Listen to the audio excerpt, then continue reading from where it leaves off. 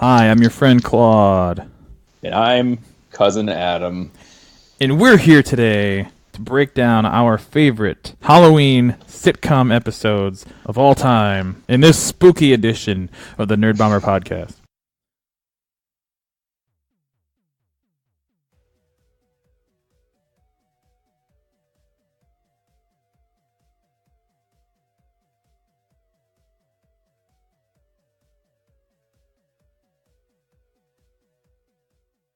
Well, who'd like to start this list off? First, we wanted to acknowledge the unequivocal master of the Halloween special, which was The Simpsons, with their annual Treehouse of Horrors.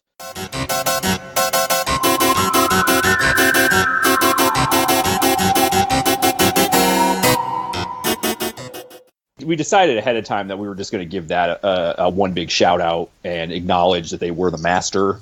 I do believe you have a favorite, though, also of the Treehouse of Horrors. What is your favorite? Yeah, it's absolutely true. The Simpsons is the go-to kind of, perennial favorite for Halloween shows. And out of all the ones they've been doing in their, 29 seasons? 30, I think. Is it 30 now? God damn. I think so, yeah. I think they started the Treehouse of Horror in season 2. Mm-hmm. But my favorite, it's not necessarily the best episode, but I have a certain fondness for Treehouse of Horror 9. It was the fourth episode of season 10 from October 29th of 1998. And this one had, the three stories were Hell to Pay, which is about the recurring criminal character Snake getting killed and his hair becoming sentient and taking over Homer. And so Homer kind of acts and talks like him and does all these fun criminal things. There's another segment called Terror of Tiny Toon where Bart and Lisa get kind of sucked into the TV and trapped inside of an episode of Itchy and Scratchy. Which is, just cool in the sense that, like, Itchy and Scratchy has been their, favorite show since the beginning of The Simpsons, and, they actually get to go inside it and interact, and it's one of those cool things where they kind of travel through different other shows, like Regis and Kathy Lee make a guest appearance, and, they interact with them, and Freddy Krueger himself actually makes an appearance with Robert Englund actually doing the voice, so it's pretty cool. Nice, yeah.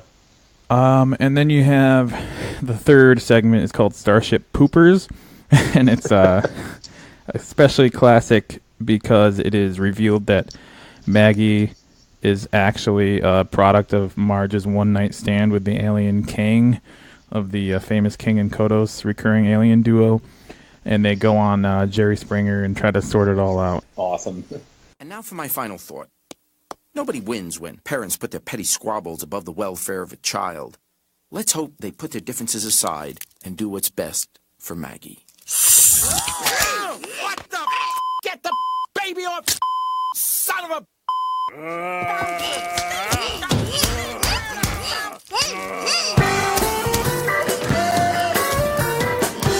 I'm so embarrassed. Yeah, that was probably my favorite one. Yeah, that was definitely a good one. My pick was actually Treehouse of Horror 5. That was my favorite because it actually did they did a parody of The Shining on that one, and they had to call it The Shinning. Boy, you read my thoughts. You've got the shinning. You mean shining? Shh, you want to get sued? That was also the one where they found out they were chopping up the kids and putting them in the food in school. And the running gag of that episode was every time something bad was about to happen, groundskeeper Willie would show up to save the day, but he would get stabbed in the back by somebody. You're still not in your own world, Homer. I can get you home, but you have to do exactly as I... This is indeed a disturbing universe. And of course, in The Shining, it was Homer, because Homer was the one that went crazy in that episode. But I like that one because Stephen King in The Shining is I'm actually a big fan of Stephen King's books. The Shining, the movie with Jack Nicholson, is pretty good. It's kind of funny though because Stephen King actually hates the Stanley Kubrick version of the movie because it strays farther from key plot points from the book. They did do a miniseries of The Shining. It had Steve Weber and Rebecca De Mornay in it, and it was a little more closer to the book. But it was just funny because if you look at them separately, they're both really good. But if you compare it with the book and the movie, it's like a lot of stuff's way off. Right. But anyway, that's kind of off topic of what we're talking about. But yeah, so 5 was mine with that with the Shining. One of my favorite lines was because in the movie The Shining, he said like all work and no play make Jack a dull boy, or something like that. And then in the Simpsons, it was like no TV, no beer, make Homer something. And Marge is like, go crazy. He's like, don't mind if I do. And he like goes, all crazy and stuff. That was always one of my favorites when I was younger. Yeah, always got a kick out of it. Quoted all the time and among my circle of friends too. Oh yeah. Interestingly, this installment of Treehouse of Horror is probably the most famous or most revered in the sense that virtually every single article I came across that talked about Halloween shows included that specific Treehouse of Horror as, on their countdown.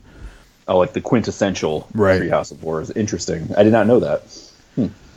So I guess you have either good taste or you are a follower. Yeah, I'm just a sheep in the herd. Actually, it was funny because when I looked it up, I was like, well, that was my favorite one. So I just Googled, which Treehouse of Horror was the Shining parody or whatever. And it was like, oh, Treehouse of Horror 5. So that's what I picked. But that's kind of funny. Yeah, I mean, funny. I would say that's probably the classic one, too. Yeah, I think that's probably 3. Where it solidified itself as like, this was going to be a running thing that's awesome. Right, definitely. Yeah, so before we go on with our picks, I did have one more honorable mention, just because it was one of my favorite newer shows. It was the episode of Parks and Recreation in season 2. It was called Greg Pakitis, which is the namesake of the antagonist in this episode. I like it because it was a show that gave you like the mischievous side of Halloween. Because this kid in the episode, he was a high school kid, and every year at Halloween he like terrorizes the parks department because he like vandalizes the park. So they had this elaborate scheme to catch him, and he was basically like one step ahead the whole time, and they never caught him red-handed, doing the damage to the park or whatever. So it was a really funny show, and it was a funny episode. So I just want to throw that in there. I wanted to put it on my list, but there were too many classics that I couldn't pass up. Nice. Yeah, I saw that one make a lot of the lists online too. I've never actually seen it. I've only seen like maybe 2 or 3 episodes of Parks and Rec in my whole life. But 'tis the season, so I'll definitely search it out, especially since it is included on everybody's kind of must-have Halloween shows. Yeah. It was a good show. It was a little difficult to get into at first, but a lot of the characters, I think, are what made me keep watching that show. So, it's definitely worth a look if you're ever bored. But, yeah, that was the only Halloween episode of that show that stood out to me. I think there might have been a couple more, but I don't really remember it too well. So, right. All right, so why don't we go in and you can do your number 5 first, since I just did my honorable mention. All right, that means, I guess, that it's time for the list proper. Yes. And my... first pick here is an episode of the show How I Met Your Mother called The Slutty Pumpkin. Hey, Ted, what are you doing for Halloween? Well, What? every Halloween, Ted waits for the slutty pumpkin. That's right. What's the slutty pumpkin? You mean who is the slutty pumpkin? It was 4 years ago. I was at this Halloween party up on the roof of our building, about to call it an early night, when out of nowhere appeared this girl in the sexiest pumpkin costume. It is the first Halloween episode they did. The 6th episode of season 1, which interestingly enough will become kind of a recurring theme, is for whatever reason, I guess the production schedule falling this way, but most Halloween episodes seem to be the 6th episode of a show's season. And this one was no exception, from October 24th of 2005. This is kind of a classic episode of this show. And it sees Ted meeting a mystery girl wearing a quote-unquote slutty pumpkin costume, which is called that because the jack-o'-lantern eyes and nose and mouth are, as they say in the show, cut out strategically on her body. So he meets her at the group's rooftop Halloween party in 2001, and he wrote her phone number on a Kit Kat bar, which is hilarious, but obviously foreshadows some hijinks. I guess it was just what was handy at the party. So then Lily mistakenly gives out the Kit Kat bar to one of their random trick-or-treaters, of course, and he's unable to ever call her. So basically the idea is he attends their party every year for the last 4 years, wearing the same costume he did that year, which was a hanging Chad. Which they make fun of him in the show. It was already like a dated political reference even then. But he does this hoping that she'll recognize him when and if she ever returns. I think the question is, does she ever return? Yeah, they a few years later they do an episode called The Return of the Slutty Pumpkin. Halloween Monday, Ted's found the perfect treat. Katie Holmes. Do you like it when I caress your hair? Why is she saying that word? Is this the spookiest, I like her. I just don't seem to like anything she says or does. creepiest romance ever? I have to break up with her, don't I? Yes. Sleep with her? Yes. A new How I Met Your Mother Monday. And it is revealed that Katie Holmes is the girl. Oh. And, they sort of fill in the missing years, and it's kind of a funny episode because they, start dating or whatever, but they... at first he seems like weirded out by her, like she's like coming on really strong and like really weird and over the top, but then it's one of those things where they like switch perspectives and they show you that they each thought that of each other, and hilarity ensues. Of course. Yeah. That's cool. I have to confess that I never watched that show, so wow. I never saw the episode. It does sound funny though, so yeah, I would recommend it. I don't find myself revisiting it as much as other shows, but I think it's pretty entertaining. Okay, cool. So my number 5 pick was from a show called Home Improvement, which was a show. I know, right? It's looking back on it, I'm like, why did I ever really watch the show? I'm not really a big Tim Allen fan. Well, no, I say because I also have an entry from Home Improvement, and I'm hoping that's not the same one. Well, they were a show much like Roseanne, which you probably have a pick from Roseanne on there as well. Naturally. That was that was known for doing a really good Halloween episode every year. I think there was I want to say like 6 or 7 Home Improvement episodes that were Halloween episodes. Right. But the one I picked was from season 3. I'm assuming it was episode 6 or 7 or something like that. Right. I didn't actually look into it that deep. It's a safe bet. Yeah, it's definitely safe. A safe bet. It was titled "Crazy for You," and in this one, the main plot point of this episode, which is the reason why I picked this too, because it could actually kind of be almost like maybe to some people like a relatable scary thing, or like something that could definitely be plausible, you could plausibly happen to you in real life. But in this one, Jill decides she's going to prank Tim by making up like a secret admirer named Rose, and this fake person Rose sends Tim cookies at first, like at the studio, and then she starts like calling the house, and he's thinking that it's some crazy stalker that's like after him, and she mentions that she's going to be at like their party. I believe I can't remember specifically, but I think the party was in their basement at their house, because they always had a party there or something. And she actually shows up, and it turns out it's like Al dressed up. But yeah, so it turns out Jill was just pranking him, but it was funny because, it was good because it was kind of like actually scary. It wasn't like some kind of funny just story around Halloween. It was like a little bit creepy because he had a stalker. Hey! Don't do that, Wilson. Oh, I'm sorry, Tim. I didn't mean to frighten you, but a lady asked me to give this to you. It's a rose. That was my first reaction. Where is she? Well, she seems to have disappeared. Lady dressed all in red, had an air of menace about her. Did she?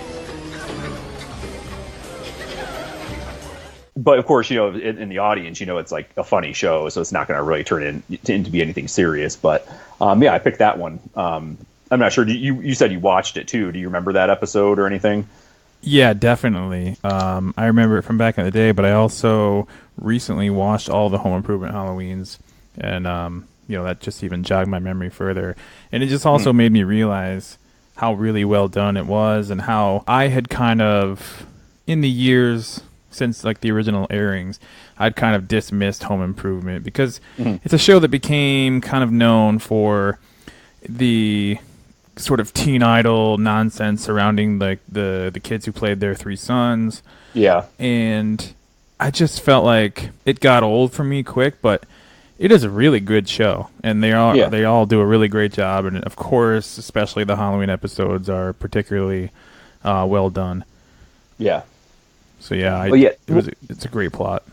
Yeah, they. I think, did you just watch it on Hulu? Because I read something about how they just like released all the Home Improvement Halloween episodes on Hulu or something like that.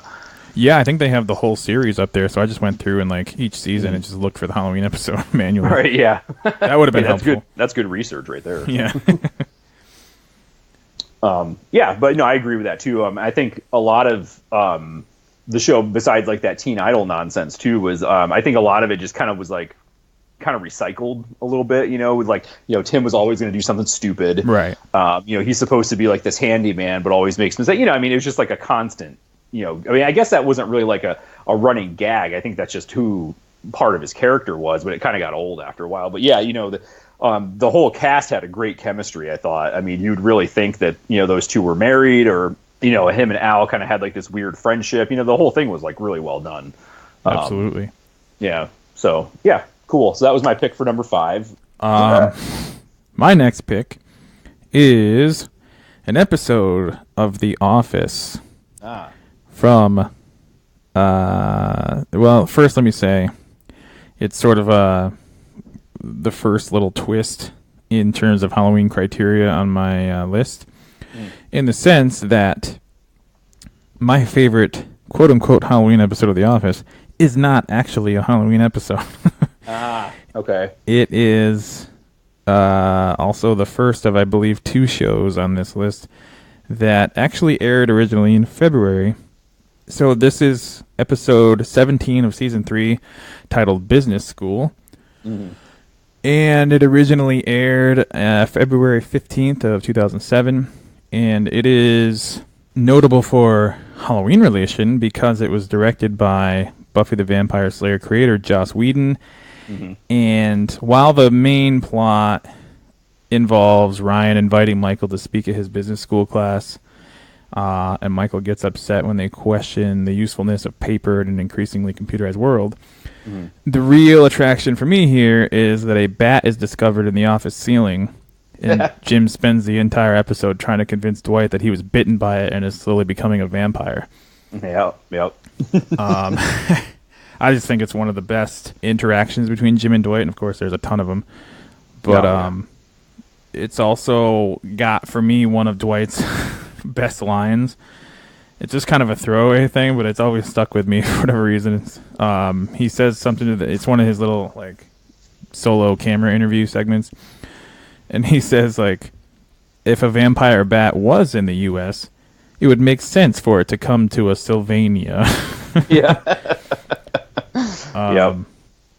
And this is also the episode where Pam shows her work at a local art show, and Michael ends up being the only one to be supportive of it after her boyfriend Roy is dismissive and kind of placating when he comes with his brother, I think. And then Oscar is the only other employee to come, and he picks it apart with his boyfriend.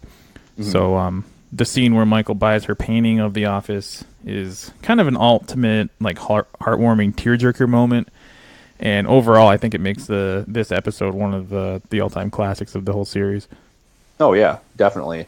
With Michael showing up, it kind of just shows you who he really is as a person, Right.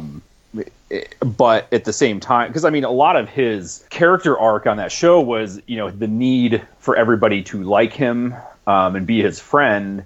and, have a family and stuff. But this is like, I think that was one of the moments where he actually shows that he is also a good friend to someone and gives them like an actual, compliment. Like you said, where Roy was dismissive, he says something like, "Oh, your art was the prettiest art of all the art," or something stupid like that. Because he was trying to, be supportive, but it was just obviously paper thin, Right. So yeah, you're right. That was like an excellent, heartwarming moment, and it was almost kind of like, it was almost like a fatherly thing for him to do to Pam, and she was very appreciative.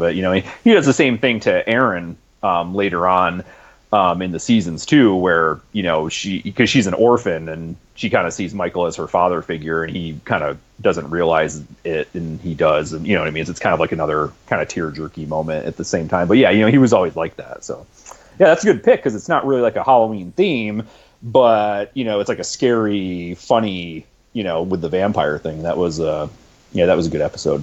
Yeah, for whatever reason, and like as the years go on in my memory, I always, I guess, kind of conflate it as one of the Halloween episodes because of that stuff, because of the vampire heart. But yeah, I was kind of surprised to learn that it wasn't actually Halloween. But it's relevant for me. Yeah, definitely. I mean, you equate it with Halloween, so it's definitely valid, and it's also our show, so we can do whatever the hell we want to. So, right. So suck it. Suck it like a vampire. Animal control will be here at 6. At 6? No, that is unacceptable. Okay, Jim, you are the number 2 in this office. You need to step up and show some leadership. I'm sorry, what did you say? So weird. What? What's so weird?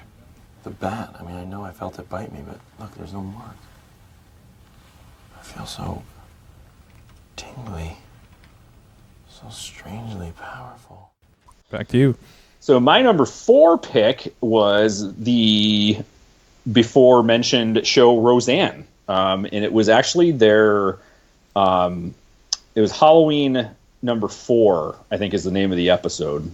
So this would be the 5th season, I believe, because I think the Halloween started in the 2nd season there as well. Yeah. Of course, didn't get too detailed with it, but yeah, it's number 4. In this episode, because like we talked about before, Roseanne was known for their Halloween episodes because Roseanne and Dan on the show, it was like their favorite holiday, and they always tried to like prank each other, to see who would have the best prank on Halloween. So I picked this episode because it kind of gives you some background on why they like Halloween so much and why it's such an important holiday for them. And they also kind of do like a Christmas Carol parody in the sense that she, in this episode, Roseanne's not really into Halloween because she finds out like Becky's not going to be coming home for Halloween that year. So she's kind of just reluctantly handing candy out to kids at the house. And she skips out on a Halloween party she was supposed to go to. She ends up falling asleep on the couch, and she's visited by the ghosts of Halloween's past, present, and future, kind of like in the Christmas Carol. It was a Christmas Carol, right, that did that? The Christmas Past? Yeah. I get them all confused. They always run together.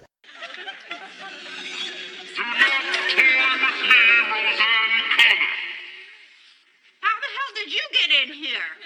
Tonight, the ghosts of Halloween past, present, and future will come to renew in you the joys of the Halloween spirit. You must come with me now. Who's under that sheet? Is that you, Fisher? Do not look under the sheet! Well, you want me to go with you, right? How do I know that you really are some evil and terrifying spirit from beyond the grave and not just some ordinary creep, huh, Casper? Okay. Look under the sheet.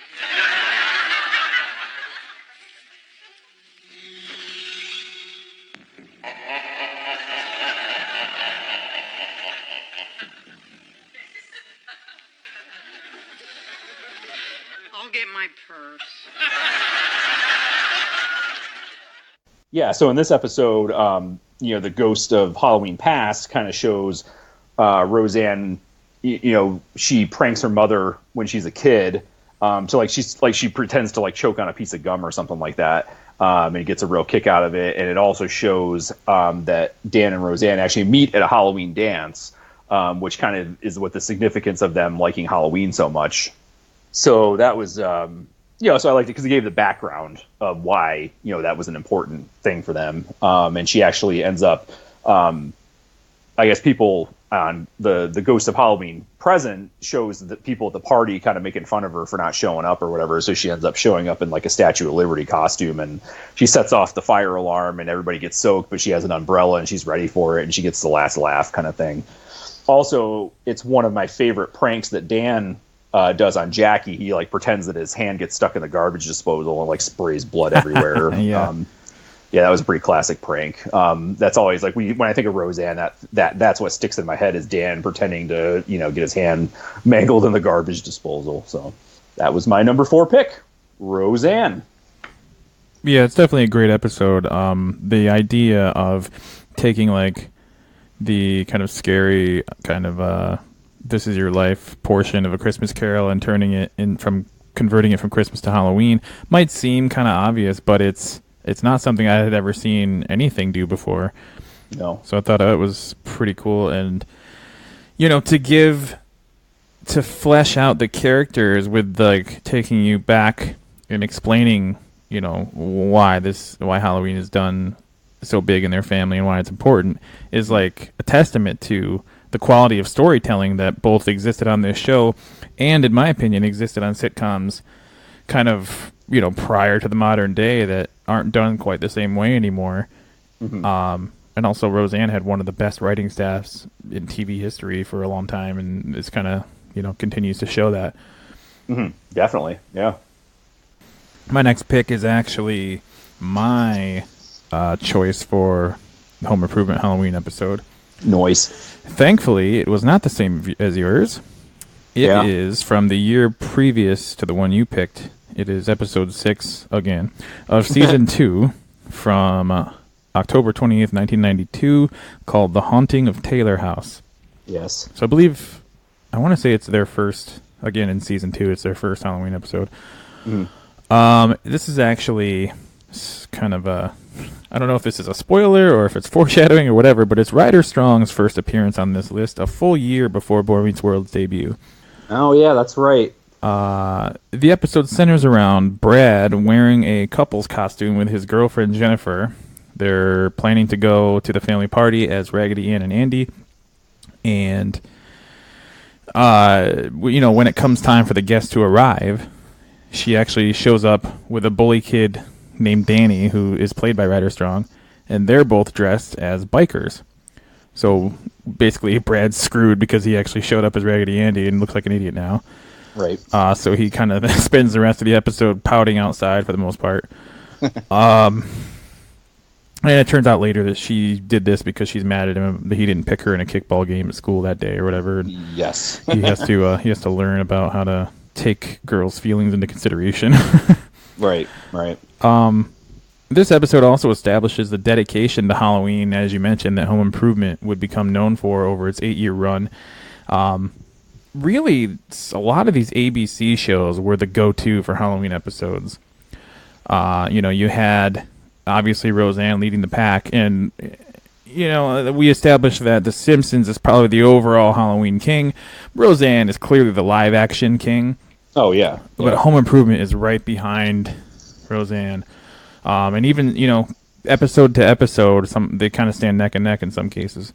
But this particular episode kind of culminates with a tour through their basement, and of course it establishes their big basement Halloween party as well, where they've constructed a haunted house, and of course Danny is scoffing at everything being not scary and whatever, and eventually he is scared from the house by Tim's increasing annoyance and escalating spooky surprises. Right. Just, I guess it's kind of a basic Halloween episode, if you can call it that, in terms of Home Improvement continuity. But it just kind of hits every note just right for me and kind of sets up their Halloween in the best way, I thought. It's N.E.R.D.Bomber! A bucket. I'm scared.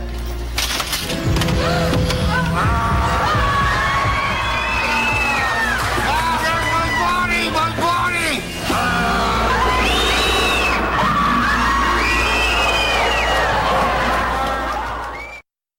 Yeah, the crazy thing is that obviously I know who Ryder Strong is, and I remember this episode, but I don't remember him being the guy. It's like, it's weird, like how my brain does not even register that whatsoever until you said it. I was like, oh yeah, that was Ryder Strong. Holy crap!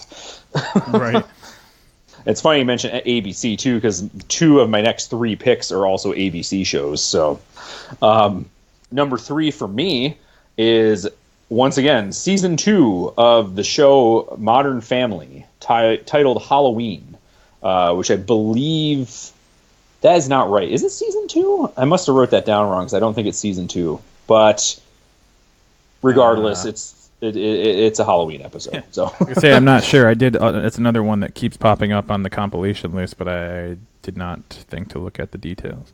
Yeah, it's funny because this one, when I think of, because Modern Family is kind of known for their Halloween too, because the character Claire Dunphy on the show, that's like her holiday. That's the one that she always does the party. She does the haunted house.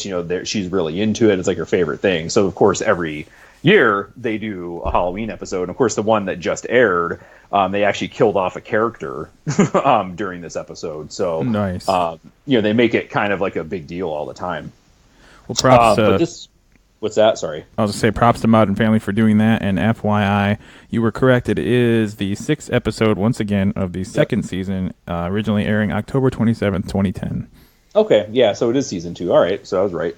Well, this one, when I think about all the Modern Family Halloween episodes, this is the one that I remember that gives me the most laughs for a Halloween episode. And it has a relevant nod to pop culture in here that I like a lot as well. So if you're not familiar with the show, basically Modern Family follows 3 different families of the same family. So like the patriarch is Jay Pritchett, who's played by Ed O'Neill.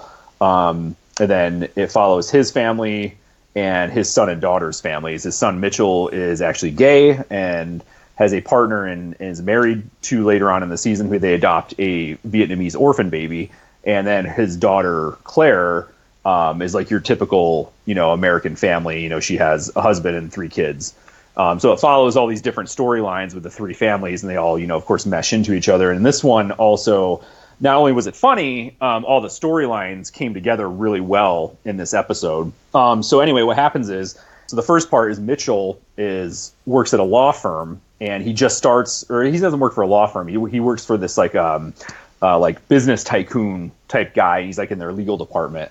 And he goes to work one day before Halloween, and these 2 guys say, oh yeah, we dress up here every year for Halloween. So he's like, oh, okay, cool. So he wears like this skin tight, kind of like Spider-Man costume with like the fake muscles in it. Right. And he shows up to work and he realizes that nobody actually dresses up. The 2 guys that said that are like the 2 guys in the office that the dude's like, this close to firing, and like they're just like the screw ups, of the office. So he's like, crap, right. I don't want to look like a screw up. So he has to try to hide the fact that he's wearing the Spider-Man costume. So he's got his suit on over it, and every time he's walking around, you can kind of hear it, swishing. And his boss is just like, what is that noise or whatever? So he tries to go into the bathroom and change out of it. So he's like in a bathroom stall, and his clothes are out on the sink or whatever, and the janitor comes in and takes the clothes away. So he's like trapped in the stall in his Spider-Man costume. So now he can't even hide it. So he has to like climb out the window, and like shimmy down the outside wall on like a pipe. So he looks like Spider-Man, like going down the wall, like to get out of it. And he's just really close to getting out because he's got an extra suit in his car, but like the car alarm goes off, and then everybody sees him out there in his Spider-Man costume. So he gets caught anyway. Of course. So that was like the relevant pop culture thing. Cause like I really like Spider-Man a lot. So I thought it was cool that, he likes Spider-Man too. And, he's going to dress up like him. Nice. And then on Claire's side, Phil is getting like really overly sensitive because he finds out that his neighbor got a divorce. So now he's like, oh no, it can happen to anybody, and like, Claire's gonna leave me. So he's being like really ultra sensitive to her. So what happens is when they all converged on Claire's house for Halloween, they have like a haunted house. And everybody is bringing their baggage to this, and Claire gets really pissed off because, like, Halloween's like her only holiday, and they're all screwing it up for her. Because, Gloria's supposed to be a witch, and she's supposed to say, like, welcome to your nightmare, but she's, like, doing this over-the-top American accent, so it sounds really funny, where she's like, welcome to your nightmare, ha, ha, ha, ha, or whatever.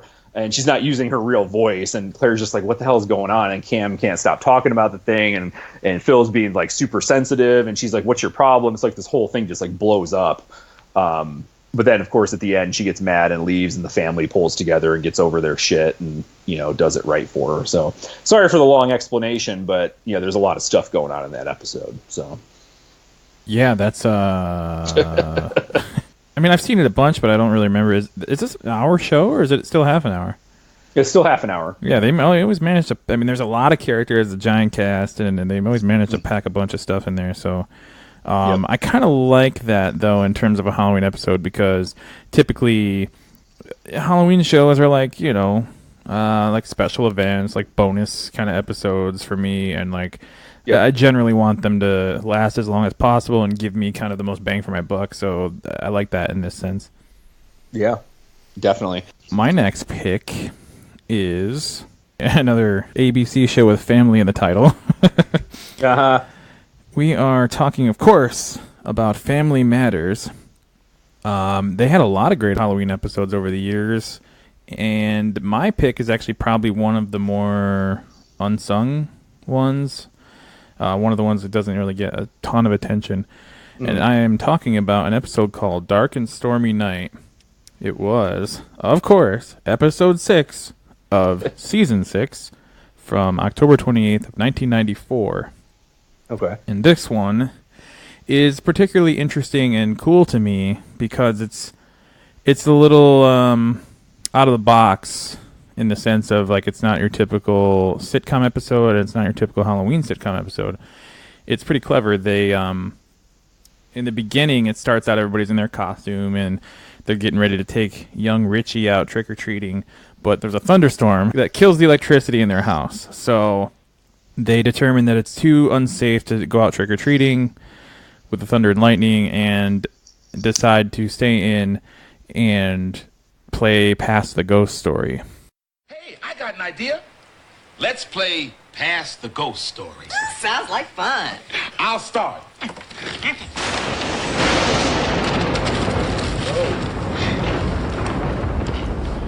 It was a dark and stormy night.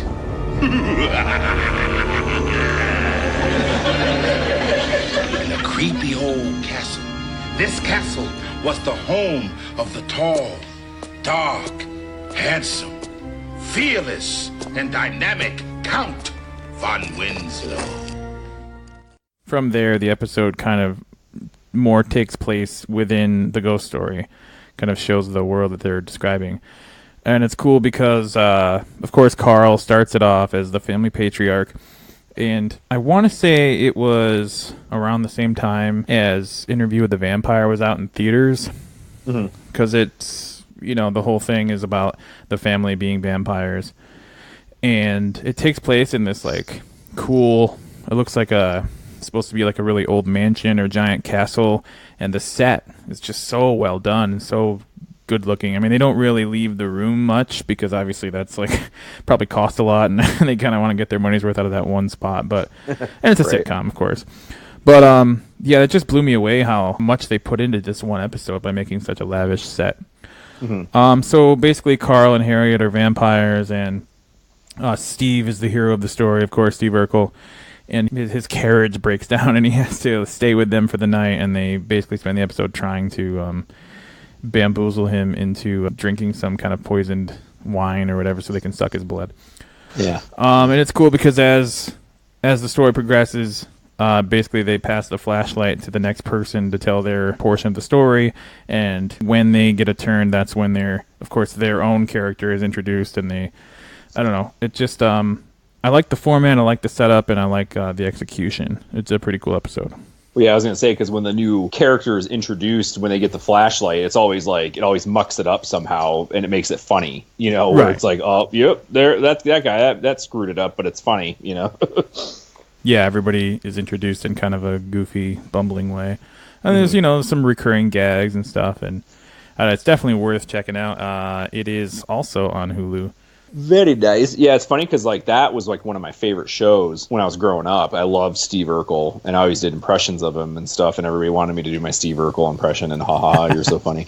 But when I was thinking, I was trying to think of like the episodes off the top of my head, because obviously the ones that are on the top of my head are the ones that are, you know, the ones I think are the best because they stayed with me for the longest time. I can't remember any Family Matters Halloween episodes for some reason. I just couldn't do it. I was like, you know, I can't think of one.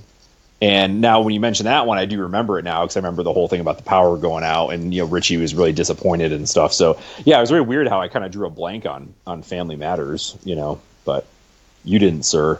Never. You have the memory of something that has a really good memory. I don't know what. Yeah.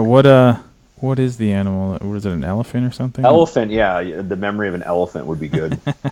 I also have a waistline of an elephant, so, you know, I keep it consistent. Yeah, right. Same here. So we're all good. We're all good in the hood on that one. Okay.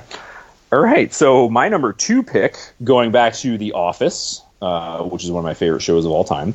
Number 2 is season 2. I'm assuming episode 6, called Halloween. It's funny because like my last 2 picks were titled Halloween, so keep it going.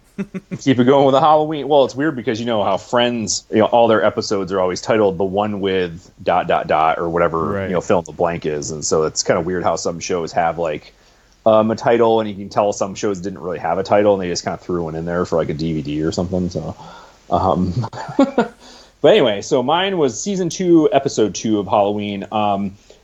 This is also the first Halloween episode of The Office, and what I liked about this episode was kind of, I don't know, I guess like a lot of the costumes that they did in this one were really good. This is one where Michael has a second papier-mâché head on his shoulder that looks like him. So great. Yeah, it's great. It was a great idea. Dwight's like a Sith Lord, and, you know, is like super nerdy about it. And that's the one where Jim is 3-hole punch Jim. Right. You know, you can have plain white Jim or 3-hole punch version or whatever. What is that? What are you supposed to be? 3-hole punch version of Jim. Because you can have me either way. Plain white Jim or 3-hole punch. That's great. Oh, yeah. Yeah, well, look, what about me? What are you? A monk? I'm a Sith Lord. No big deal. 3 round pieces of paper taped to his shirt. This cost me $129. Yes. You know, it's really it's one where Angela's like really psycho about the party planning committee, which is like her thing on the show, you know. Yeah. And I like kind of just like some subtle things about the episode, because like I said, Dwight's dressed like a Sith Lord, and the whole plot of the actual episode is that Michael has to fire someone by the end of the day, because Jan tells him that he has to fire someone at the end of the month, and she wants to know who he picked, but he hasn't picked anybody yet because he doesn't want to do it. Because, of course, you know, as I mentioned before, Michael wants everybody to like him and be his friend, so he can't really, you know, figure out who he's going to fire. And he kind of has Dwight help him out, and then Dwight comes in to say something to him, and Michael's like pretending to talk to his head, and he's like, "Oh, who?" He's like, "Oh, yeah, we could fire him or whatever." But I love it because when they show Dwight's responses, because he's, like I said, he's dressed like a Sith Lord, so he's got the hood up, and they just like focus in on his mouth, because that's the only part of Dwight you can see with the hood up, and he's like, "No, Michael, no, tell him to stop." Right. And it's almost like he at that moment is an actual Sith Lord, like the Emperor, trying to, you know, make him stop. And it's just like there was such a subtle detail about that episode that really stood out for me. I'm like, hey, that's kind of like, that's almost Star Wars-ish, you know? But I think the overall, and of course, you know, there's that whole will they, won't they with Jim and Pam.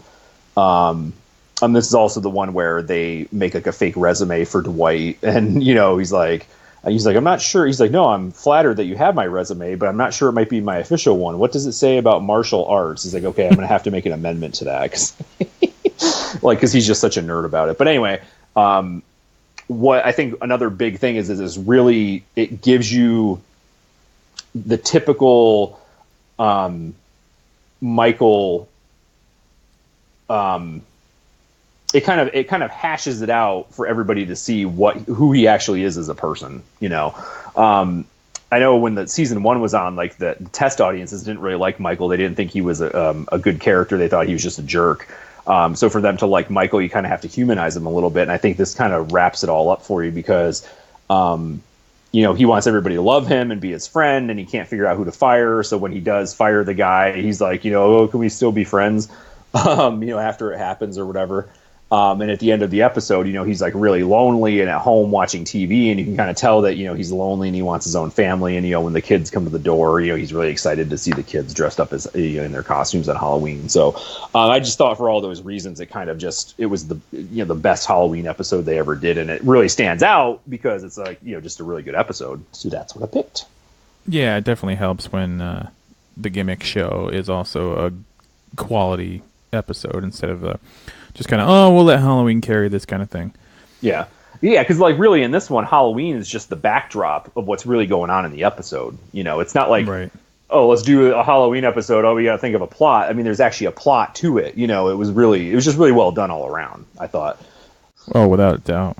So I guess we're coming up to number 1, and I haven't heard you mention the show yet. And if you didn't pick the one I thought you did, I'm going to be a little disappointed. But what's your number 1? No, I'm thinking that whatever you're thinking is I guess I knew we were both gonna pick it, so you pick something else. Okay. Yeah. Well, I figured I would kind of consider that more of an overall Treehouse of Horror level kind of necessary inclusion.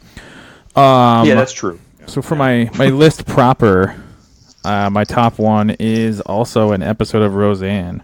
Okay.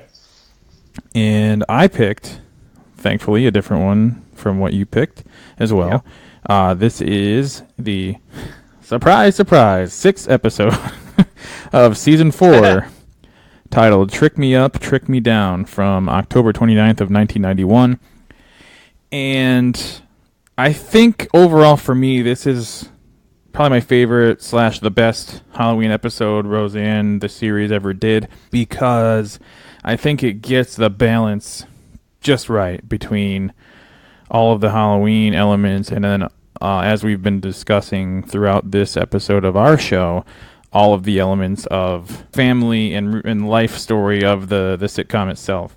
Right. I don't feel like it gave either aspect too much emphasis over the other. I think the balance was pretty good. Probably the best quote-unquote scary prank from Roseanne happened in this episode in the opening with Roseanne getting caught having murdered Dan on the kitchen table by their annoying neighbor, Yes. Kathy.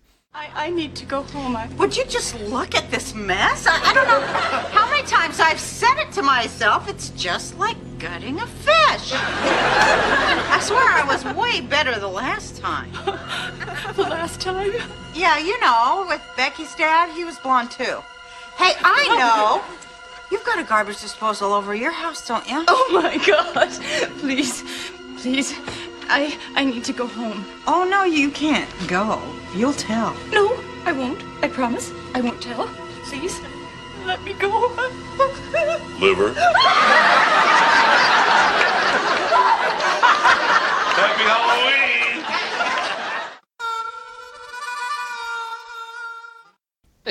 Yeah, it was gross and awesome all the same time. Yeah, they really. They had like almost like movie level quality guts that they used for him or whatever on the table. I remember that. That was pretty, I guess, lifelike. Obviously you knew it was fake and it was like a prank, but yeah, it was pretty good. Well, that's one of the other elements that makes this particular Halloween episode so great, is that it's a marked difference in budget and quality for the show in general, probably, and certainly the Halloween episodes. Right. It kind of takes everything to the next level. And this episode is also notable for being the final appearance of George Clooney as the character Booker. Yep. They have a Halloween party later on, and he shows up in like this moose costume, and throughout the party they're trying to figure out who the guy in the moose costume is, and of course, towards the end he reveals himself to be George Clooney. And Booker is like a character from the first season that was kind of their boss at the plastic factory. Yep. Jackie always had like a little fling with, and for whatever reason they bring him back for this one. And I actually watched this with the commentary because I have this episode on DVD, and Roseanne kind of explains that the idea was to kind of have George Clooney involved for more of the season, or for more episodes, but for whatever reason, like the producers or the writers kind of intended or kind of wanted him to do something different than he wanted, and they just couldn't come to an agreement. And Roseanne kind of seemed pretty bitter about that. Not towards George Clooney, but towards the way it all worked out, and she thought he kind of got screwed. So basically, this was his swan song as the character. But overall, I just really like this episode. It's funny that you mention how George Clooney had a different idea of the character than what the writers did. I think it's so fascinating to me that like these actors, they get paid to do something, they get so invested in it themselves, and they just think like, no, the character would never do that. It's just like, right. I kind of feel like, dude, you're an actor, you're getting paid to do the script. You know what I mean? But like, I guess like when you get to a certain point and you've done the character for so long, you're just kind of like, that doesn't make sense. And like, the character better than the writers do, But I think a lot of that also comes from the fact that usually a show, like a sitcom show like that has different writers like all the time. It's not the same guy or girl, writing the same thing for 10 seasons. There's like some group of people that's like, oh, these two wrote that episode, you know what I mean? So I kind of feel like there's a lot of conflict there. So I always find that interesting too. Of course, off topic of the Halloween episode, I'm sorry, but that is interesting. I just want to throw that out there. Right. But yeah, I do. That's definitely memorable for the prank in the beginning. That's also that's probably my second favorite Roseanne prank besides the hand in the garbage disposal. So, right. Because and it seemed to always involve Dan getting brutally injured. Yeah. Well, that was his thing too. He always wanted to scare you the most or something. So, I wonder if they're going to do actually another Halloween episode for the Connors. I know you're not interested in seeing that, but I'd be interested to see it. Yeah, I believe I saw that they were. Okay. There was like a preview showing it or something. Okay, cool. I think the final piece of this episode that I love and that I think most people will remember is, Dan and Roseanne always have these elaborate costumes, and this episode is no exception. And this episode, I guess, was probably my favorite of their costumes. It was. They did. Dan was the ventriloquist Edgar Bergman, and Roseanne was his ventriloquist dummy Mortuary Snerd. Based of course on Edgar Bergman and Mortimer Snerd. Yep. The real life ventriloquist and dummy, and he is of course known for being Candice Bergen's father, who is Murphy Brown, and talking about shows that have been revived. I'm not sure if there have been any Murphy Brown Halloween episodes. I kind of overlooked that. But I never really watched that though. So yeah, Roseanne ultimately is the winner, and this is my pick for best of the best. Cool.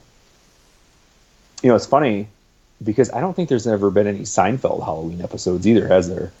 They never went all out with the theming, from what I understand. Yeah, and I think honestly for the characters that wouldn't have really made sense to do that either. Yeah. Like this just the characters they played on the show would obviously not be bothered with dressing up in Halloween costumes and stuff like that. So I mean that makes sense. It's just like I was kind of thinking about that too. I was like, yeah, Seinfeld's like one of my favorite shows, but I don't even remember a Halloween episode, I mean right. I've seen that series probably 10 times through. So exactly. So yeah. Okay, well, the number one pick, which is, I guess it's good that you kind of left it off because you knew I was going to pick it anyway. Right. For me, because it'd be kind of weird just to, Well, I mean, it's technically I'm sure it's our mutual favorite Halloween-esque sitcom episode. Well, yeah, and on top of that, it's like one of my favorite sitcom episodes of all time, period. Right. Even though it is a Halloween theme. But It is the season 5 episode of Boy Meets World titled "And Then There Was Sean." And the backdrop for this is that Corey and Topanga have broken up at this point, and Sean is just beside himself, with the fact that they've broken up, and he feels like he's responsible for them staying together. Like he has to get them back together, and it's set off because a bunch of them are arguing about it in class, and they get detention. And in detention, you don't really know this at first, but Sean falls asleep and dreams. But they're in detention, and they find this gruesome message on the blackboard that no one's getting out of here alive. And it kind of goes into a parody of the movie Scream, with a shrouded figure with a weird mask, lurking in the background at certain spots. And basically, it's kind of like a dream where Sean is kind of coming to terms with the fact that Corey and Topanga have broken up, and all the characters start getting killed, one at a time. And they're like, oh, maybe it's the janitor, but then the janitor's dead, and oh, maybe it's the new girl, Jennifer Love Pfefferman, because Jennifer Love Hewitt does a high profile cameo, because at the time she's dating Will Friedle, who played Eric Matthews. And oh, maybe it was her, but no, she dies. So they can't figure out who it is, but now, and all of a sudden they realize, oh, it's got to be one of us. And then they catch the shrouded figure at the end, and they pull the mask off, and it ends up being Sean. And he wakes up, and of course you get your Feeneyism at the end, and that is it. So feel free to fill in anything I might have missed on that. Well, a fun fact about this, as I kind of alluded to earlier, this is the second time one of our episode picks has actually been from February. This technically isn't even a Halloween episode. Right. And yep. I was shocked to learn that this year, because I was, again, Boy Meets World's on Hulu. So I was frantically searching through all the seasons. Like, I know it was like right around season 4 or 5, and I just couldn't find it. And then, I came to realize, oh, that's weird. It's not where I thought it would be. Yeah. So this is episode 17 of season 5, originally airing February 27th, 1998. And yeah, it's overall probably one. I mean, Boy Meets World in general has always been my favorite sitcom of all time. I know it's one of yours, and we used to talk about this show and watch it all the time back in the day. Yep. And probably none more than this episode. Oh yeah, this is, I would say, definitely our most watched episode. Can't go wrong, Yeah, there's just so many. It's just such a well done parody of all the things, all those cultural elements at the time. Yep. And it still stands up in a lot of ways to this day. And I think it's cool, like you mentioned Jennifer Love Hewitt's cameo. And yeah, she was dating Will Friedle at the time. And also, she was obviously fresh off of I Know What You Did Last Summer. So it was also relevant. It wasn't just like this. People forget that it wasn't just shoehorning in somebody's love interest from off the show. Yeah. And just the way it's got kind of for me, Halloween episodes have certain kind of elements that you need in order to really be a classic Halloween episode, and one of those things is guest stars, and this one had that. And not only Jennifer Love Hewitt, but also a guy named Richard Jackson, who apparently was best known for being on Saved by the Bell, the new class, but had an actor brother as well who was on an ABC soap opera. But anyway, they used him as the perfect kind of one-off character, as you mentioned. And I'm convinced they named him Kenny just so they could make Eric's South Park references later on in the show. Oh my gosh! They killed Kenny! Right. But I thought it was the way they killed him. Well, first of all, this episode of Boy Meets World is it's notable because unlike a lot of sitcoms, in fact, if not most sitcoms, they actually kill people on screen. They kill main cast members on screen. And it's not some oh, somebody got hurt off camera. They'll do it on. It's pretty cool. They'll kind of go for it. I mean, obviously as much as you can on a mainstream sitcom. Yeah, it's not down to the gory detail. But, no. Yeah.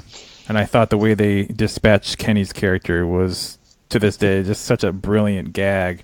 They stab him through the head with the pencil, and then as he slides down, Corey goes, "We'll always remember he was this tall because it leaves a trail, a mark on the wall." We'll always remember he was that tall. Yeah. That was awesome. Well, I think what you're kind of alluding to here is that this episode too, it's kind of like a microcosm of the entire show. Right. It just has every single like awesome element that Boy Meets World had throughout its run, all in this episode. You know, it had like the romance, you know, love between the characters kind of thing going on. It had Eric being absolutely ridiculous and funny. And like you said, like these crazy, like almost like one line, one-off jokes, you know, like you just pointed out with, we'll always know he was this tall. Right. I mean, it was just like funny thing after funny thing in this episode. And of course, at the end, it has, you know, the Feeney moment where he's kind of helping Sean realize like what happened. And he's like, okay, you guys have suffered enough. You can get out of here. You know what I mean? It had every major element of that show in that episode, you know? And I think that's what made it such a classic, you know, episode for us too. And you know, obviously Eric's hilarious, you know, and that's what makes it so good. Yeah, it's a great balance of like scary and funny and serious and entertaining. And you're right, it really is kind of a condensed Boy Meets World experience if you're kind of uninitiated with the show at large. And yeah, it's like that's the episode you'd want someone to watch if like they've never seen it or something, you know. Yeah, that would be a good one. I think also one of the best like on camera or like camera trick kind of things that I've seen on a sitcom as well is on this episode when, spoiler alert, they reveal towards the end that Sean is the killer, and Sean is also the one who unmasks the killer. So there's a scene where they're standing face to face, and to this day, it never fails to give me full body goosebumps when that happens. Yeah, yep, totally. Well, and it didn't look fake and phony either. You know, a lot of those episodes where it's like, you know, the character playing another character. Like one that comes to mind is on Full House when Jesse's cousin Stavros comes, he's playing the character as well. Right. Whenever they're together, you can totally tell it's like some kind of green screen splice thing going on. You know what I mean? So it was, and that's like the technology they had, so it wasn't their fault. But yeah, in this episode, like that, even like you said, the goosebump moment, but it's like it looks good, you know, like with the special effect, you know. Yeah. So yeah, I gotta watch that again sometime. It holds That's up, just man. The best. It holds up. I mean, without a doubt, it holds. I mean, it holds up now. Like you said, it's still just amazing. Well, I guess that brings our breakdown / recap of our favorite Halloween episodes to a close for this spooky season. I do enjoy a good Halloween sitcom episode. All right, well, we thank you for listening to this show and hope that you had an appropriately festive Halloween experience.